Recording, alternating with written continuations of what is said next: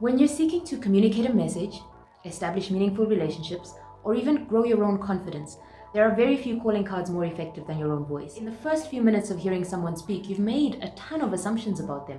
Everything from their educational background to their social context, and even whether you like them or not.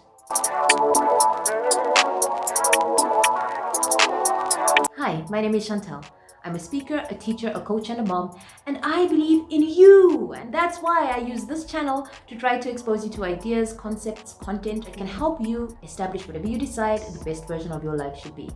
And the way you talk can help you do that. I'm going to share 4 Toastmasters-y tools. That's power, pitch, pause, and pace. Power is simply talking about the intensity of what you say, the volume. So if you take a simple question, is that your friend? And say it a little more loudly. Is that your friend? I can sound excited. Or, is that your friend? Angry. Same intonation, just changing the volume. Similarly, if I ask it in a more quiet voice, is that your friend? I might seem shy, not confident. Perhaps I'm nervous about meeting your friend. So you can use just your volume to help you convey your message in a way that you would like. The second P is pitch. Prosody. You're talking about the rhythm, the stress that you put on words, the intonation. So you have heard there is a group of people that end sentences as though they're questions with a rising intonation at the end. Yes, the way that we speak can be a marker of the social groups that we belong to. It may be effective in certain settings, but being aware of it can help you be deliberate about how you use it. Take that earlier phrase that we had. Just putting a different stress on different words can really impact the meaning. Is that your friend? Is that your friend? Is that your friend? Is that your friend? I'm pretty sure you inferred different meanings from each of those just by where I stress the word. For a lot of us, when we're nervous, our voices kind of come up here and end up coming through our noses, and you hear that the pitch is really higher and it can make you sound uncertain or unconfident.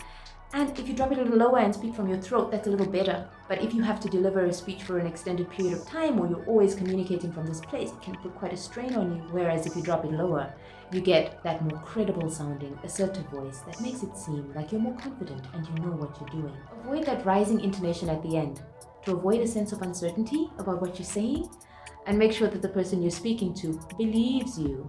The third point is pace, and that's just the rate at which you speak, how fast or how slow you go. You can use pace effectively to impact the emotion of the listener too.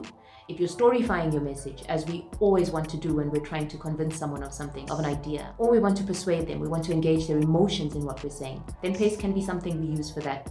However, speaking too fast all the time can make you seem nervous.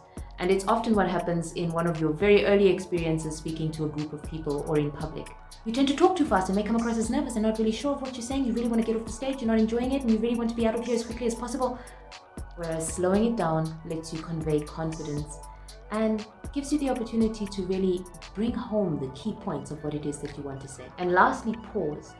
Generally, you should have a short pause at the end of each sentence, and a longer pause when you're transitioning to a new idea or really want to bring the dramatic focus in, make a point of interest of this piece of information.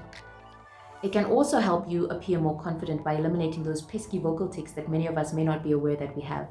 The repeated I word fillers and that sort of thing. Embracing the silence can help you just close your lips on the moment and wait until you're ready to move on. So friends, role-playing for those difficult communication situations, even a job interview where you can't be 100% certain of what the respondent's part in the conversation is going to be, will give you an opportunity to really think about how you can use those elements to your advantage. When do you plan to pause? What are the key points of information that you would like to emphasize?